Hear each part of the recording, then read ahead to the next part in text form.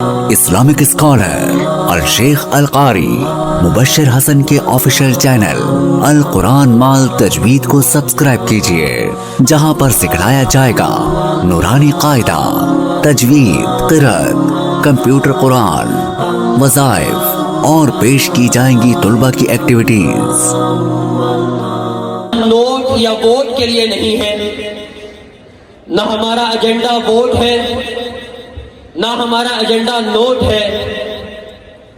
ہم اس گلشن محمدی میں، گلشن خیر میں نہ نوٹ کے لیے اکٹھے ہوئے ہیں، نہ ووٹ کے لیے اکٹھے ہوئے ہیں، بلکہ بارگاہ خداوندی میں اچھی رپورٹ کے لیے اکٹھے ہوئے ہیں۔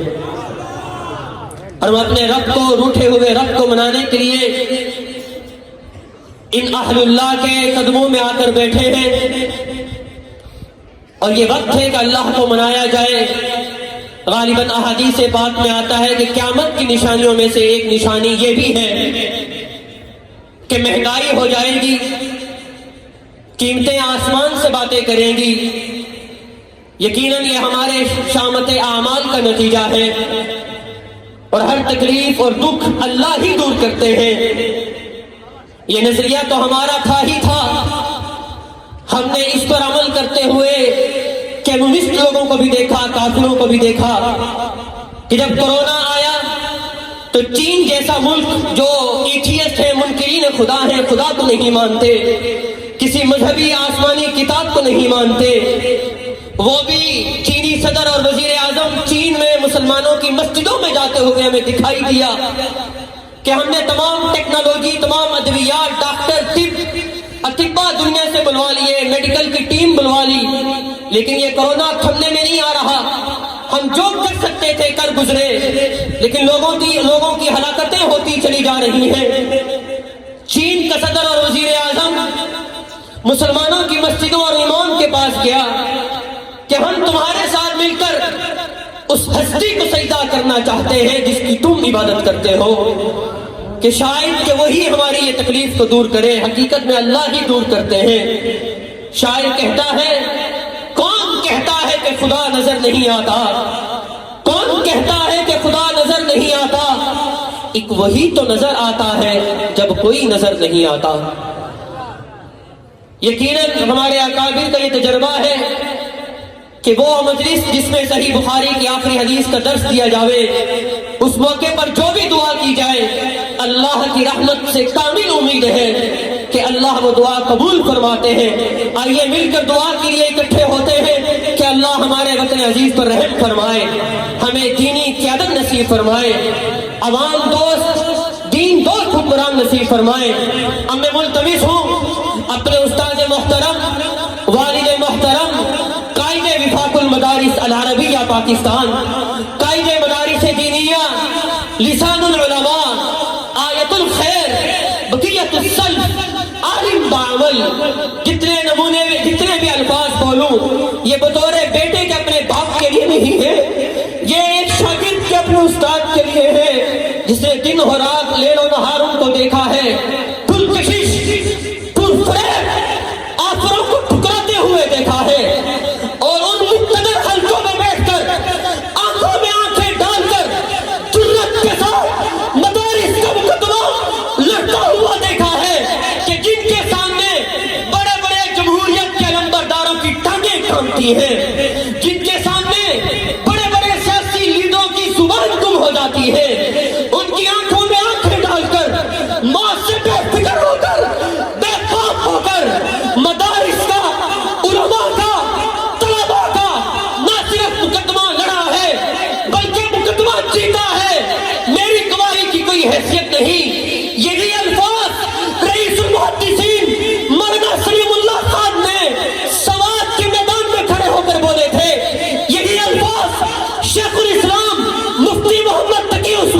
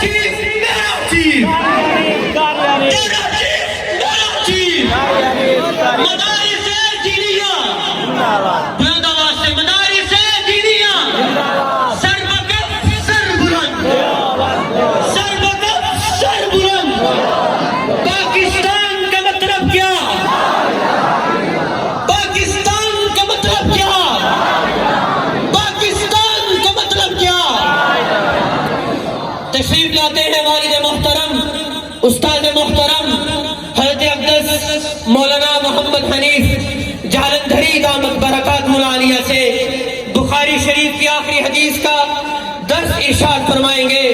اپنے پیر طریقت، اپنے پیر و مشفق و مربی و مہربان حضرت شیخ الاسلام مولانا مفتی محمد تقی عثمانی دامت برکات العالیہ کے حکم پر میں اس شعر کے ساتھ اپنے والد محترم کو دعوت درس حدیث دینے چلا ہوں. رفعتیں اور بلندی بھی آپ پہ ناز کرے، رفعتیں اور بلندی بھی آپ پہ ناز کرے، خدا آپ کی یہ عمر اور بھی دراز کرے، آمین کہہ دیجئے. ہمارا ساتھی پہلے حدیث پاک کی تلاوت کرے گا اور اس کے بعد انشاءاللہ والد محترم درس حدیث ارشاد فرمائیں گے اور اس کے آخر میں دعا ہوگی، طلباء کی تاج پوشی، دستار بندی ہوگی. آپ تمام حضرات سے درخواست ہے کہ نبی پاک کی بات کی لاج رکھتے ہوئے کہ ہم نبی کریم صلی اللہ علیہ وسلم کی حدیث پاک سننے کا شرف حاصل کرنے لگے ہیں. جہاں کھڑے ہیں وہیں بیٹھ جائیے، حضور کے نام پر بیٹھ جائیے. جس کو میرے نبی سے محبت ہے جہاں کھڑا ہے جیسے بیٹھ سکتا ہے وہاں تشریف رکھیے حضور کی بات کے احترام میں. بسم الله الرحمن الرحيم. اللهم صل على محمد النبي الأمي وعلى آله وسلم تسليما. وبالسند المتصل منا إلى حجة الإسلام والزمان إمام الهمام بحر العلوم والبرهان أمير المؤمنين في الحديث أبي عبد الله محمد بن إسماعيل البخاري رحمه الله تعالى قال حدثنا أحمد بن أشكاب قال حدثنا محمد بن فضيل عن عمارة بن القعقاع عن أبي زرعة عن أبي هريرة رضي الله تعالى عنه قال قال النبي صلى الله عليه وسلم كلمتان حبيبتان إلى الرحمن خفيفتان على اللسان ثقيلتان في الميزان سبحان الله وبحمده سبحان الله العظيم. الحمد لله وكفى والصلاة والسلام على عباده الذين اصطفى. أما بعد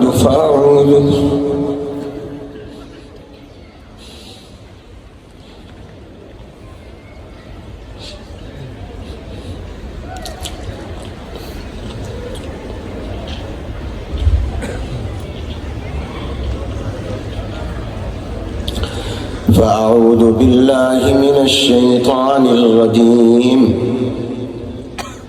بسم الله الرحمن الرحيم.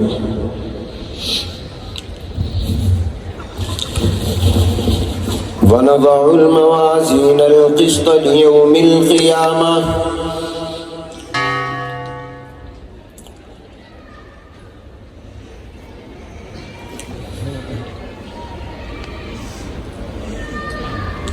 وقال النبي صلى الله عليه وسلم كلمتان حبيبتان إلى الرحمن خفيفتان على اللسان ثقيلتان في الميزان سبحان الله وبحمده سبحان الله العظيم.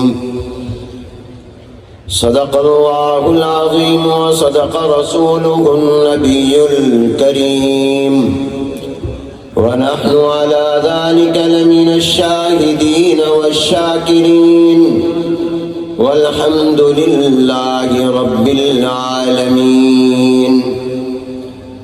اللهم صل على محمد وعلى آل محمد كما صليت على إبراهيم وعلى آل إبراهيم إنك حميد مجيد. اللهم بارك على محمد وعلى آل محمد كما باركت على إبراهيم وعلى آل إبراهيم إنك إنك حميد مجيد.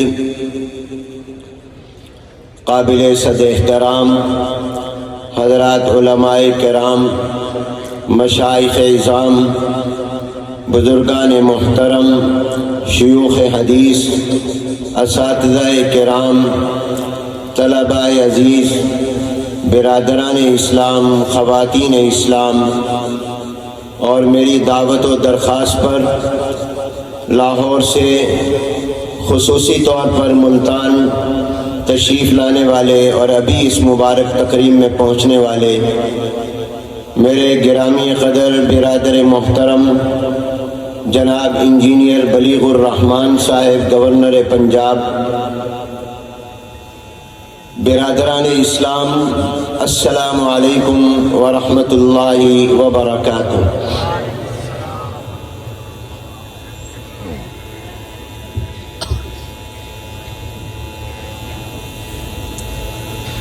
میں سب سے پہلے اس حقیقت کا اظہار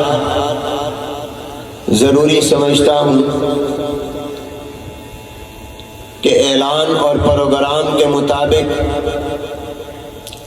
وعدے کے مطابق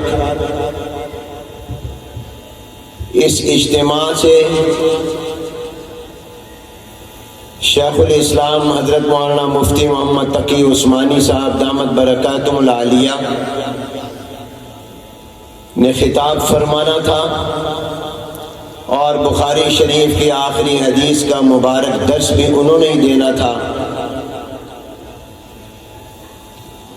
کل انہیں ملتان پہنچنا تھا، مگر بعد ایسی عوارض پیش آئے، ناگزیر وجوہات پیش آ گئیں، جس کی بنا پر وہ تشریف نہ لا سکے۔ اسی طرح قائد ملت اسلامیہ حضرت مولانا فضل الرحمان صاحب دامت برکاتہم العالیہ نے بھی تشریف لانا تھا، وہ اپنی ناسازی طبع اور علالت و بیماری کی بنا پر تشریف نہ لا سکے۔ دعا ہے اللہ تعالیٰ ان تمام اکابر کا، اور جو جہاں اسٹیج پر موجود دائیں اور بائیں سامنے موجود اکابر بزرگ ہیں، اللہ ان کا سایہ ہمارے سروں پر تا دیر قائم و دائم رکھے۔ مجھے انہوں نے حکم کیا کہ میں آپ کے سامنے آخری حدیث کا درس دوں۔ بالخصوص جامعہ کے اساتذہ کرام نے، جبکہ اس اجتماع میں مجھ سے لاکھوں گنا بہتر اہل علم و فضل، اہل تقوی، اہل نسبت اور عظیم شخصیات شیوخ حدیث موجود ہیں، یہ ان کا مقام تھا کہ وہ بخاری شریف کی آخری حدیث کا درس ارشاد فرماتے، مگر میں اپنے جامعہ کے اساتذہ کے حکم کی تعمیل کرتے ہوئے اپنا سبق سنا رہا ہوں جو میں نے اپنے اکابر سے پڑھا ہے، اور اس ارادے اور نیت سے سنا رہا ہوں کہ اگر کوئی غلطی ہوگی تو یہ حضرات اس کی اصلاح فرما دیں گے۔ اگرچہ درسگاہ میں سبق سنانا آسان ہوتا ہے، اتنے بڑے مجمع میں سبق سنانا مشکل ہوتا ہے، لیکن امید رکھتا ہوں کہ موجود حضرات کی توجہات کی برکت سے اللہ مجھے یہ توفیق عطا فرمائیں گے کہ میں تہی دامن ہونے کے باوجود چند باتیں ان حضرات کی توجہ کی بنا پر عرض کر سکوں۔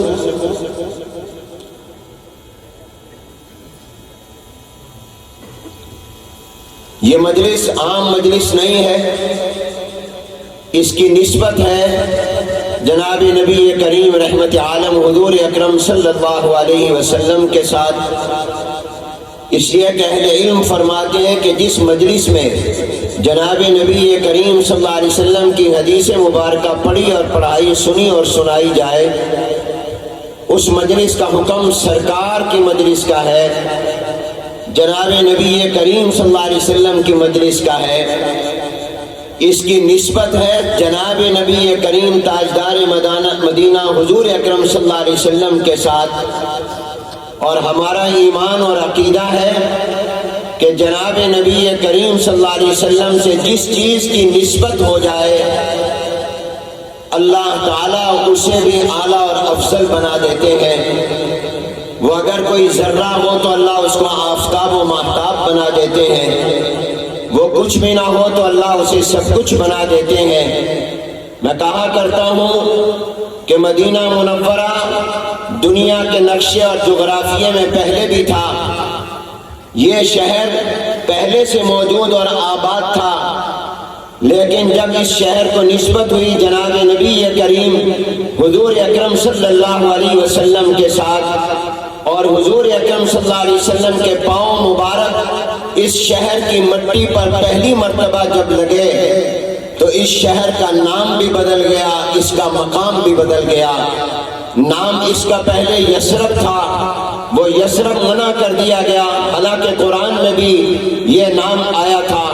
کہا آج کے بعد اس کو یثرب نہ کہنا، آج کے بعد اس کو مدینہ منورہ کہنا، آج کے بعد اس کو مدینۃ الرسول کہنا، آج کے بعد اس کو مدینۃ النبی کہنا، آج کے بعد اس کو مدینہ طیبہ کہنا۔ دنیا کا مسلمان کسی شہر کو دیکھنے کی اتنی تمنائیں اور آرزویں نہیں کرتا جتنا مدینہ پاک کو دیکھنے کی دعائیں تمنا آرزویں کرتا ہے، پیسے جوڑتا اور جمع کرتا ہے۔ یہ تو اللہ نے اس کا نام بدلا، مقام یہ عطا فرمایا۔ حضور علیہ السلام نے فرمایا جو میرے شہر مدینہ منورہ میں ایمان کے ساتھ فوت ہوگا وہ بغیر حساب کے جنت میں جائے گا، اور ایک روایت میں فرمایا میں محمد صلی اللہ علیہ وسلم اس کی سفارش کروں گا۔ مدینہ کو نسبت ہوئی، وہ یثرب سے مدینہ منورہ بن گیا، اس کا مقام اعلیٰ ہو گیا۔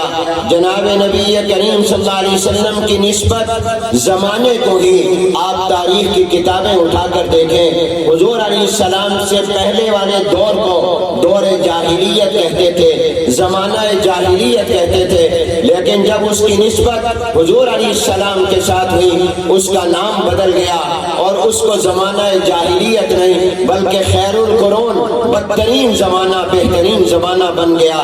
میرے محبوب کی نسبت سے، میرے محبوب کی نسبت قرآن کریم کو حاصل ہوئی تمام کتابوں سے اعلیٰ، میرے نبی کی نسبت امت کو حاصل ہوئی تمام امتوں سے اعلیٰ، میرے محبوب کی نسبت جناب نبی کریم صلی اللہ علیہ وسلم کی نسبت صحابہ کو حاصل ہوئی تمام پیغمبروں کے صحابہ سے اعلیٰ، حضور علیہ السلام کی نسبت خاندان کو حاصل ہوئی، حضور کا خاندان تمام خاندانوں سے اعلیٰ۔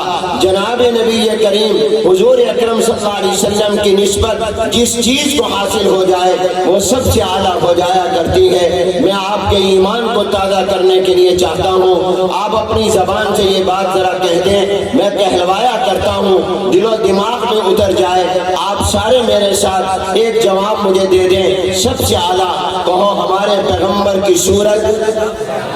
کوئی زبان خاموش نہ رہے، اے اللہ جو جو جواب دے ان کو مکہ مدینہ دکھا دے، جو جو جواب دے ان کو جنتی بنا دے۔ وقت تھوڑا ہے جلدی فرمائیے، ہمارے پیغمبر کی صورت سب سے، ہمارے پیغمبر کی سیرت، ہمارے نبی کا حسن و جمال، ہمارے پیغمبر کی آنکھیں، ہمارے پیغمبر کا چہرہ انور، ہمارے پیغمبر کا سر مبارک، ہمارے پیغمبر کے بال مبارک، ہمارے پیغمبر کا سر سے پاؤں تک کا وجود، ہمارے پیغمبر کی نماز کا طریقہ، ہمارے پیغمبر کے حج کا طریقہ، ہمارے پیغمبر کے جہاد کا طریقہ، ہمارے پیغمبر کے دعوت و تبلیغ کا طریقہ، ہمارے نبی کے پڑھنے پڑھانے کا طریقہ، ہمارے پیغمبر کا مکہ، ہمارے نبی کا مدینہ، ہمارے پیغمبر صلی اللہ علیہ وسلم کی تہجد کی نماز، ہمارے پیغمبر پر اترنے والی کتاب قرآن کریم، ہمارے نبی کی امت، ہمارے پیغمبر کے صحابہ، ہمارے پیغمبر کا خاندان، یہ سب سے اعلیٰ ہے۔ تو یاد رکھو میرے دوستوں اور بھائیوں، جس مجلس کی نسبت جناب نبی کریم صلی اللہ علیہ وسلم سے ہو جائے وہ مجلس بھی تمام مجلسوں سے اعلیٰ ہے۔ بلند آواز سے کہو سبحان اللہ، اور اونچی آواز سے کہو سبحان اللہ۔ اس کی نسبت ہے سرکار دو عالم صلی اللہ علیہ وسلم کے ساتھ۔ جو مبارک ہے وہ گھڑیاں جو حضور علیہ السلام کی حدیث کو سننے میں سنانے میں گزر جائیں۔ حضرت شاہ ولی اللہ محدث دہلوی رحمت اللہ علیہ فیوض الحرمین پہ فرماتے ہیں کہ ایک دن میں نے جناب نبی کریم صلی اللہ علیہ وسلم کے سینہ مبارک کی طرف اپنے مراقبے میں توجہ کی، حضور علیہ السلام کے سینہ نبوت کی طرف میں نے اپنا دھیان اور توجہ کی، میں نے اپنے دل و دماغ کو متوجہ کیا تو فرمایا مجھے حضور علیہ السلام کے سینہ مبارک سے نور کی شعائیں نکلتی نظر آئیں، اور یہ نور کی شعائیں ان لوگوں پر پڑ رہی تھی جو حضور کی حدیث کو پڑھ رہے تھے اور پڑھا رہے تھے، جو حضور کی حدیث کو سن رہے تھے اور سنا رہے تھے۔ اور ان نور کی شعاؤں کا مشاہدہ بھی اللہ والوں کو ہو جایا کرتا ہے۔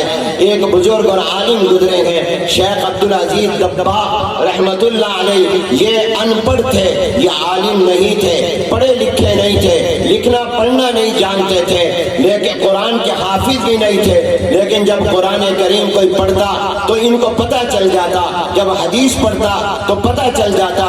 ان سے کسی نے کہا جب کوئی قرآن پڑھتا ہے تو آپ فرماتے ہیں یہ قرآن پڑھ رہا ہے، جب کوئی حدیث پڑھتا ہے آپ کہتے ہیں یہ حدیث پڑھ رہا ہے، جبکہ آپ تو عالم بھی نہیں ہیں، آپ کو پتہ کیسے چلتا ہے؟ تو فرمایا جب قرآن کی کوئی آیت پڑھتا ہے اس کے منہ سے سورج کی روشنی نکلتی ہے، حضور علیہ السلام کا فرمان اور حدیث پڑھتا ہے تو چاند کی روشنی نکلتی ہے۔ میں ان روشنیوں سے سمجھ جاتا ہوں یہ قرآن پڑھ رہا ہے، یہ حضور علیہ السلام کی حدیث پڑھ رہا ہے۔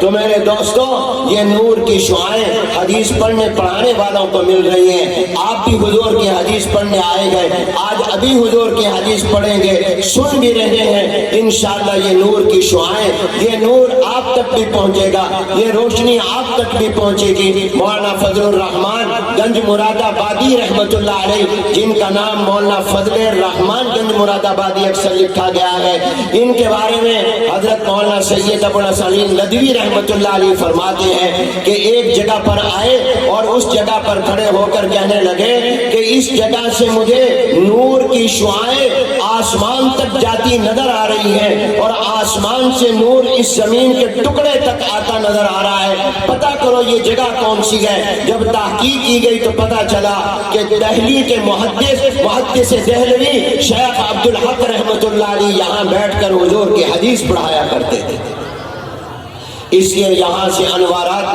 نکلتے ہیں۔ میں کہا کرتا ہوں ان مدرسوں کی قدر کرو، مسجدوں کی قدر کرو۔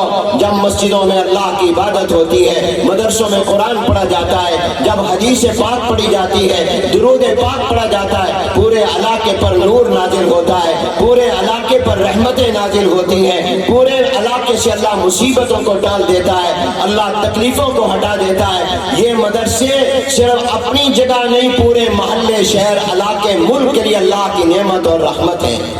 جناب نبی کریم حضور اکرم صلی اللہ علیہ وسلم کی حدیث کی مجلس ہے، اس کی نسبت ہے جناب نبی کریم صلی اللہ علیہ وسلم کے ساتھ۔ حدیث کی کتابوں میں سب سے اعلیٰ کتاب یہ بخاری شریف ہے، جس کا نام الجامع الصحیح المسند المختصر من امور رسول اللہ صلی اللہ علیہ وسلم وسننہ وایامہ ہے۔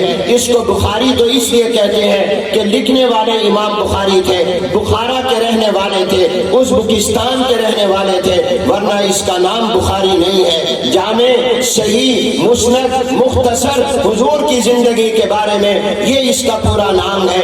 اس کتاب کو امام بخاری نے بخارا میں نہیں لکھا، سمرقند میں نہیں لکھا، تاشقند میں نہیں لکھا، دنیا کے کئی ملکوں میں گئے ہیں، 1000 سے زیادہ اساتذہ ہیں جن سے علم حاصل کیا ہے، مگر امام بخاری رحمت اللہ علیہ نے اس کتاب کو لکھا ہے مکہ المکرمہ میں، مسجد حرام میں، خانہ کعبہ کے پاس بیٹھ کر، بیت اللہ کے پاس بیٹھ کر، حتیم میں بیٹھ کر اس کتاب کو لکھا ہے۔ اور اس کے جو عنوانات قائم کیے ہیں، تراجم اور ابواب قائم کیے ہیں، وہ مدینہ پاک میں، مدینہ منورہ میں حضور کے منبر اور حضور علیہ السلام کے روضہ مبارک کے درمیان بیٹھ کر گویا ریاض الجنہ میں بیٹھ کر اس کے عنوانات لگائے، اس کی سرخیاں لگائیں، تراجم اور ابواب کو قائم کیا، اور فرماتے ہیں مجھے 16 سال لگے، میں نے 16 سال حضور علیہ السلام کی حدیثوں پر محنت کی، اور 6 لاکھ احادیث میں سے میں نے ان احادیث کا انتخاب کیا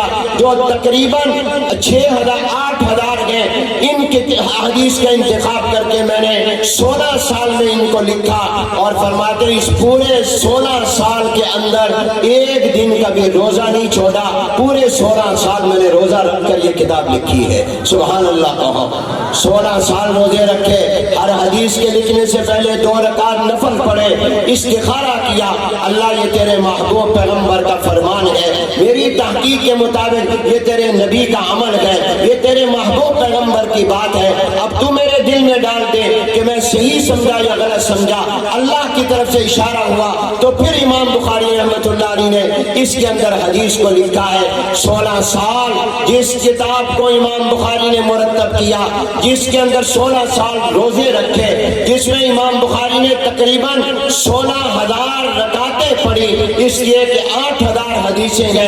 ہر حدیث پر 2 رکعت نفل پڑھے تو گویا 16,000 نفل کی نمازیں رکعتیں پڑھی ہیں. امام بخاری رحمۃ اللہ علیہ کی اس کتاب کو آج میں اور آپ بھی پڑھنے لگے ہیں اور اس سلسلے سے جڑنے لگے ہیں جو سلسلہ 1400 سال سے ہم تک ملا آ رہا ہے. شیخ الاسلام میرے شیخ و مربی حضرت مولانا مفتی محمد تقی صاحب فرمایا کرتے ہیں, فرماتے ہیں تم نے ٹرین دیکھی ہے, گاڑیوں میں سفر بھی کیا ہے. جب تم ٹرین میں بیٹھتے ہو تم نے دیکھا ہوگا اس میں ایئر کنڈیشن کا ڈبہ بھی ہوتا ہے, عام سلیپر بھی ہوتا ہے, اس میں سیکنڈ کلاس کا ڈبہ بھی ہوتا ہے. اگر تم سیکنڈ کلاس میں بھی بیٹھے وہ ڈبے ایک دوسرے کے ساتھ جڑے ہوئے ہوتے ہیں. جب وہ انجن ان ڈبوں کو کھینچ کر ٹرین کو لے کر کراچی یا پشاور پہنچتا ہے تو جہاں ایئر کنڈیشن ڈبہ پہنچتا ہے, جہاں سلیپر والا ڈبہ پہنچتا ہے, جہاں پر اور بڑے بڑے عالی شان ڈبے پہنچ جاتے ہیں, وہاں جو سیکنڈ کلاس میں بیٹھا مسافر ہے وہ بھی اسی وقت میں کراچی پہنچ جاتا ہے. تو فرماتے تھے تم بھی حدیث کے طالب علم بن جاؤ, تم بھی حدیث کو پڑھ لو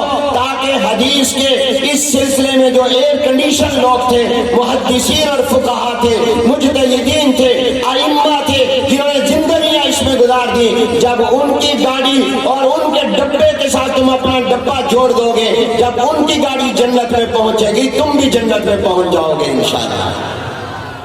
اس لیے آج ہم اپنے ڈبے کو جوڑنے لگے ہیں. آج ہم بھی یہ حدیث پڑھ کر امام بخاری کے شاگرد بننے لگے ہیں, محدثین کے سلسلے سے جڑنے لگے ہیں. امام بخاری رحمۃ اللہ علیہ نے جو آخری باب قائم کیا ہے, یہ باب امام بخاری رحمۃ اللہ علیہ نے وزن اعمال کا قائم کیا ہے.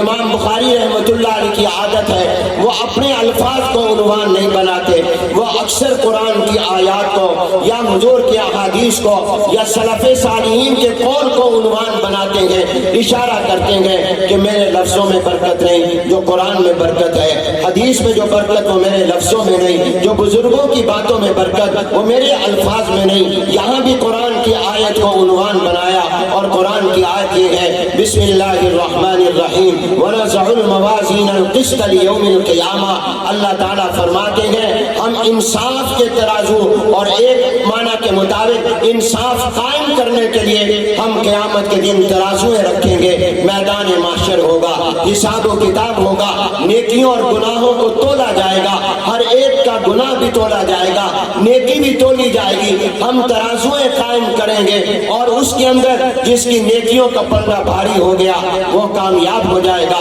جس کے گناہوں کا پلڑا بھاری ہو گیا وہ ناکام ہو جائے گا. یہ امام بخاری رحمۃ اللہ علیہ نے باب قائم کیا ہے.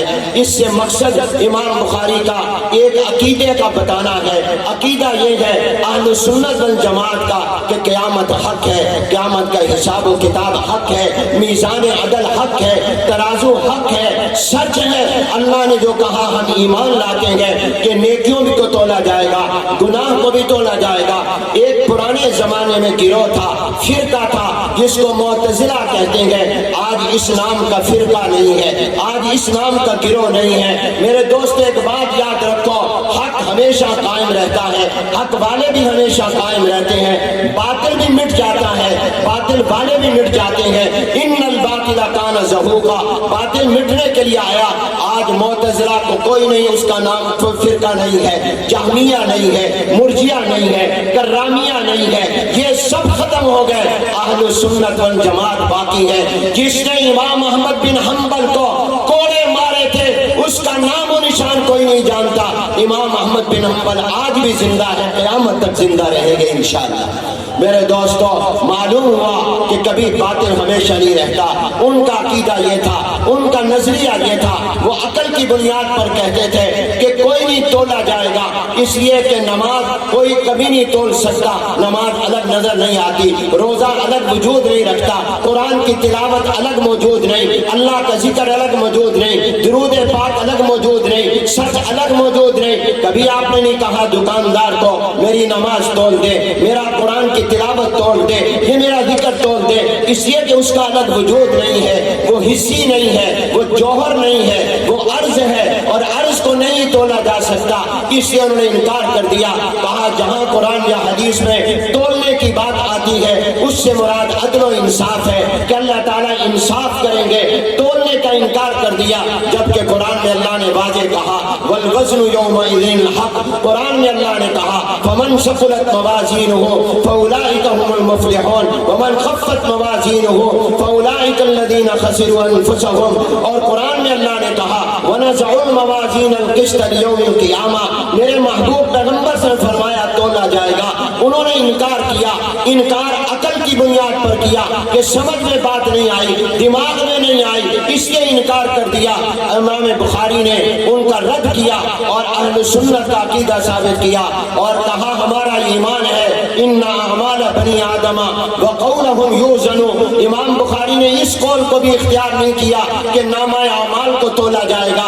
امام بخاری نے اس قول کو بھی اختیار نہیں کیا کہ عمل کرنے والے آدمیوں کو تولا جائے گا. امام بخاری نے کہا نہیں, عملوں کو ہی تولا جائے گا, بول اور قول کو ہی تولا جائے گا. اور کہا اگر عقل میں نہیں آتا تو نہ آئے, ہم عقل پرست نہیں, ہم تو خدا پرست ہیں. سارے کہہ دو ہم کیا ہیں؟ ہم نے عقل کے پیچھے چلنا ہے یا اللہ کے حکم پر چلنا ہے؟ ہم نے عقل کے پیچھے چلنا ہے یا حضور کے پیچھے چلنا ہے؟ یہ عقل شریعت کے نیچے ہے, شریعت عقل سے اوپر کی چیز ہے. یہ عقل اللہ نے شریعت کو سمجھنے کے لیے دی ہے. اب شریعت کی بنیاد وحی الہی پر ہے, وحی کا مقام عقل سے اوپر ہے. جہاں آنکھ نہیں دیکھ سکتی, کان نہیں سن سکتے, وہاں عقل کام کرتی ہے. جہاں عقل کام نہیں کر سکتی وہاں اللہ کی وحی رہنمائی کرتی ہے. اس لیے میرے دوستوں اور بھائیوں, ہم نے اللہ کی بات ماننی ہے, لیکن آج تو عقل کی دنیا میں بھی ماننا پڑے گا.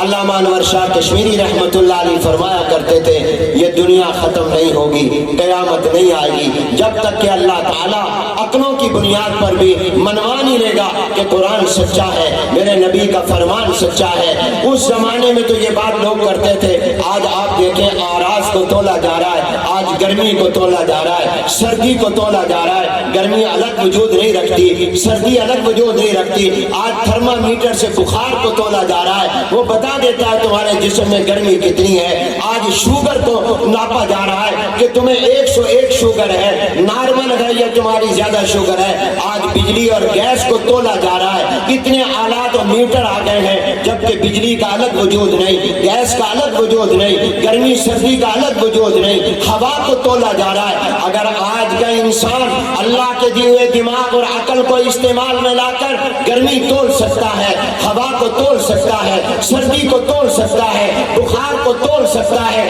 اگر گیس کو تول سکتا ہے, بجلی کو تول سکتا ہے, تو جس اللہ نے انسان کو یہ عقل دی ہے, یہ دماغ دیا ہے, کیا وہ اللہ اس پر قادر نہیں ہے کہ میری اور آپ کی نماز کو تول لے, میرے اور آپ کے روزے, زکات, حج اور صدقے خیرات کو تول لے؟ وہ اللہ میرے اور آپ کے سچ کو تول لے, وہ ہمارے گناہوں کو تول لے.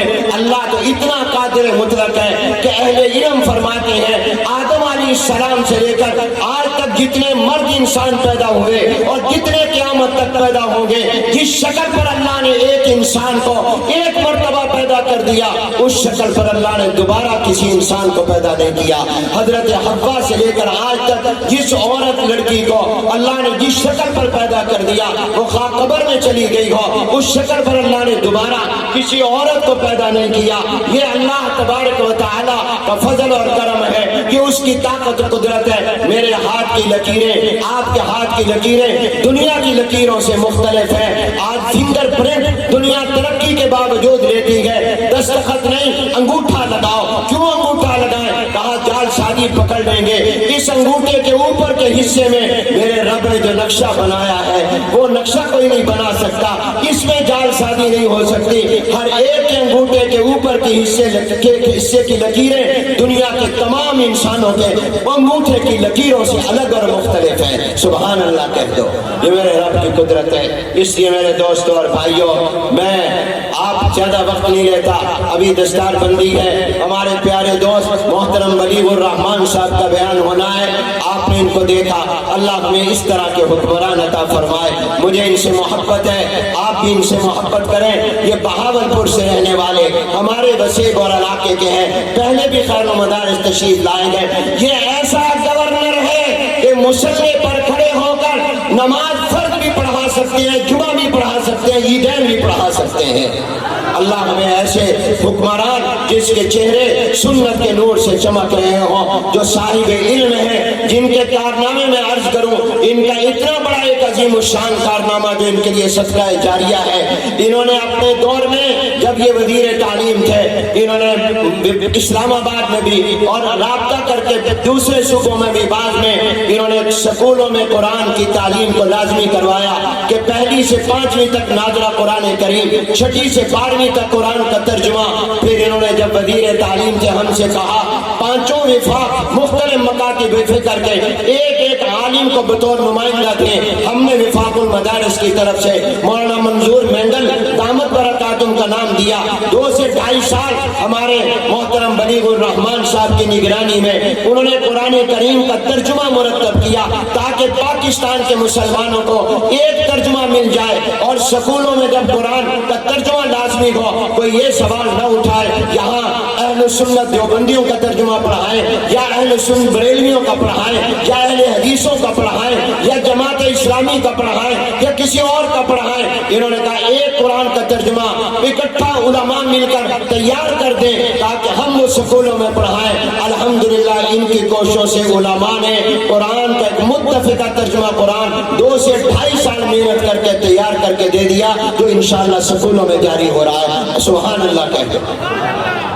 ان کا بیان بھی ہونا ہے, اس لیے میں اپنی بہت سی باتیں درسگاہ میں ہو جائیں گی. میں آپ کو آخری حدیث پڑھاتا ہوں, آپ سب میرے ساتھ حدیث پڑھ لیں, حدیث کے طالب علم بن جائیں, متوجہ ہو جائیں دل سے حضور علیہ السلام کی طرف. حضور کے سینے سے نور نکلتا ہے جو حدیث پڑھنے والوں تک پہنچتا ہے, وہ آپ تک پہنچ رہا ہے, اور یہ آپ کو مدارس کی برکت سے مل رہا ہے. سارے متوجہ, جو کھڑا ہے وہ اگر بیٹھ سکتا ہے تو بیٹھ جائے, بیٹھنے کی جگہ نہ ہو تو کھڑے ہو کر پڑھ لیں, لیکن بہتر ہے کہ بیٹھ جاؤ, حضور کی حدیث کے ادب میں بیٹھ جاؤ, اور سارے میرے ساتھ اس حدیث کو پڑھ لو, سارے متوجہ ہو جاؤ. بسم اللہ الرحمن الرحیم.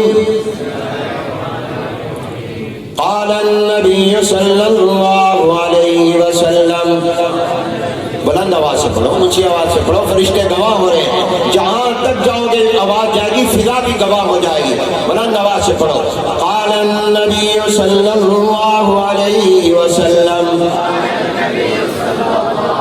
کلمتان حبیبتان الی الرحمن خفیفتان علی اللسان ثقیلتان فی المیزان سبحان اللہ وبحمدہ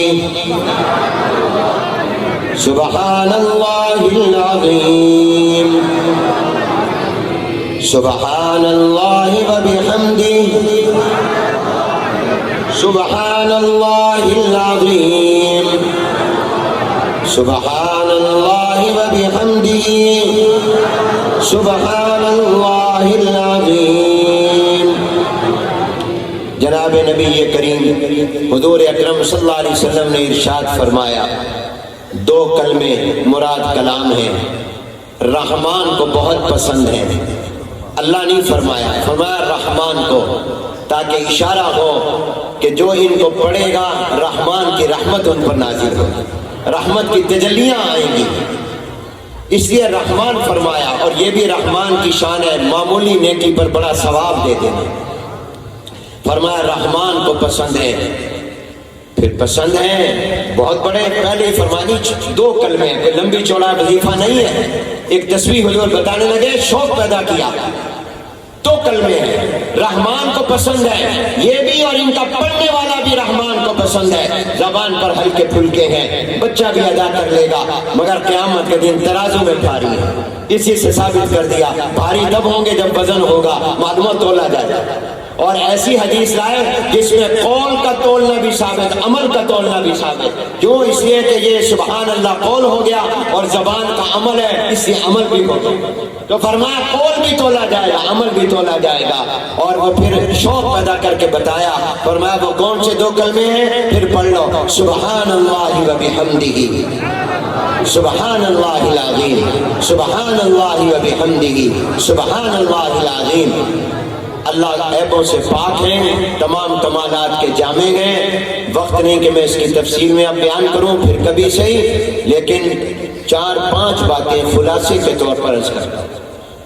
پہلی بات، امام بخاری نے اپنی کتاب کو شروع کتاب الایمان سے کیا، ختم کتاب التوحید پر کیا۔ توحید بھی ایمان ہے، گویا یہ کہا اپنے ایمان کی حفاظت کرنا، ایمان کا خیال کرنا، شروع میں بھی ایمان، آخر میں بھی ایمان۔ ایک جملہ کہا کرتا ہوں، سنا ہوا ہے بزرگوں سے، تم اپنے ایمان کو بچا کر قبر تک لے جاؤ، پھر قبر سے آگے جنت تک ایمان تمہیں لے جائے۔ اللہ ہم سب کا خاتمہ ایمان پر فرمائے، ہم سب کو اللہ تعالیٰ ایمان کا فکر کی توفیق عطا فرمائے، اپنی اور اولادوں کے ایمان کی۔ اور ایمان کی عظمت اتنی سمجھ لو، ایمان نہ ہو حاجیوں کو پانی پلانا کام نہیں آتا۔ کافر مشرک حاجیوں کو پانی پلاتے تھے، بیت اللہ کی صفائی کرتے تھے، کئی داڑیوں سے کرتے تھے، مگر ان کا اجر بدلہ اللہ دنیا میں دے دے گا، آخرت میں عذاب ہلکا کر دے گا، جائیں گے جہنم میں۔ پانی پلانا حاجیوں کو کام نہیں آئے گا کافروں کے، کیونکہ ایمان نہیں۔ اور اگر ایمان ہو تو پھر بدکارہ عورت کا پیاسے کتے کو پانی پلانا بھی کام آ جاتا ہے۔ حضور نے فرمایا کہ بدکارہ عورت تھی، پیاسے کتے کو پانی پلایا، آواز آئی تجھے ہم نے جنت میں داخل کر دیا، کیونکہ ایمان تھا۔ ایمان، ایک تو ایمان کا خیال کرو۔ دوسری بات، امام بخاری نے متوجہ کیا اپنی قبر، آخرت، موت، حساب کتاب کو یاد رکھو۔ اور تیسری بات اس طرح متوجہ کیا کہ نیکیاں زیادہ کرو تاکہ تمہارے نیکیوں کا پلڑا بھاری ہو، خاص طور پر نماز کو بھی نہ چھوڑو۔ اور ایک اس طرف متوجہ کیا اپنی زبان کی حفاظت کرو، اور ایک اس طرف متوجہ کیا جب بھی کوئی دین کا مسئلہ بیان کرو اٹکل سے بیان نہ کرو، پوری دلیل کے ساتھ ذمہ داری سے بیان کرو۔ کیوں؟ اس لیے کہ امام بخاری بھی جو حدیث بیان کرتے پہلے سند لاتے ہیں، سند حدیث کے حدیث ہونے کی دلیل ہے، مسئلے کی دلیل ہے۔ علماء بھی عوام بھی جب دین کا مسئلہ بیان کریں ذمہ داری سے بیان کریں۔ اور ایک یہ کہا کہ جب بھی کوئی نیک عمل کرو یا بات کرو اپنے دل کو ٹٹول لو، اخلاص ہے یا نہیں، کیونکہ تمہاری نیکیوں میں وزن جو آئے گا، یہ نہیں کہا تولا گنا جائے گا، کہا تولا جائے گا، وزن اخلاص سے آئے گا۔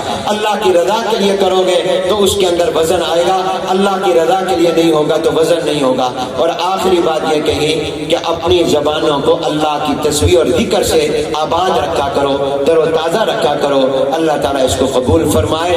میں ابھی چونکہ گورنر صاحب کا بیان ہونا ہے، دعا بھی ہونی ہے، اور یہ ان بچوں کی دستار بندی۔ کھڑے ہو جاؤ بچوں، پہلے قرآن کے حافظ کھڑے ہو جائیں، ماشاءاللہ۔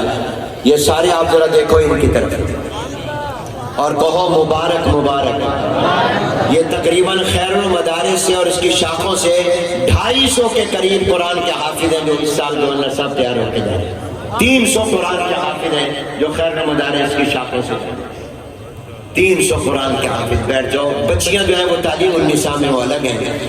اب میں ان طلباء کو کھڑا کر رہا ہوں جو عالم کا کورس پورا کر کے دورہ حدیث سے فارغ ہو کر جا رہے ہیں، جو تقریباً 200 ہیں۔ یہ تمام پورے ملک کے، ادھر منہ کر لو بھی، آپ سارے کہو مبارک مبارک، آپ کہو خیر مبارک خیر مبارک، ماشاءاللہ۔ اب ان طلباء کو کھڑا کر رہا ہوں جو 2 سال کا مفتی کا افتاء کا کورس کر کے یہاں سے جا رہے ہیں، وہ کھڑے ہو جائیں متخصصین، ذرا ان کو بھی دیکھو اور ان کو بھی مبارک دے دو، ماشاءاللہ۔ اللہ تعالیٰ قبول فرمائے۔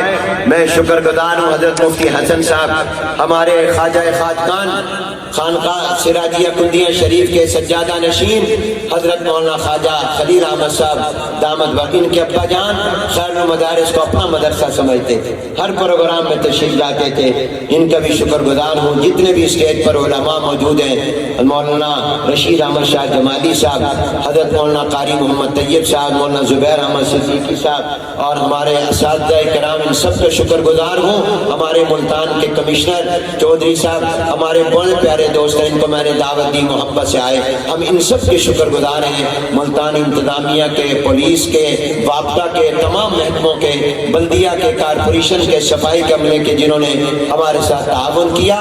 آپ نے بیٹھے رہنا ہے اور اس محبت میں کہ ان کے ساتھ آپ نے آج یہ دلہا ہے، اصل میں ان کی ابھی دستار بندی ہو گئی ہے، ان کے بزرگ سروں پر ہاتھ رکھیں گے اور پھر دعا ہوگی، مزید تقریباً 20 سے 25 منٹ پھر ہم نماز عصر ادا کریں گے، اور الحمدللہ نماز عصر کو وقت مستحب اور جواز میں ادا کریں گے۔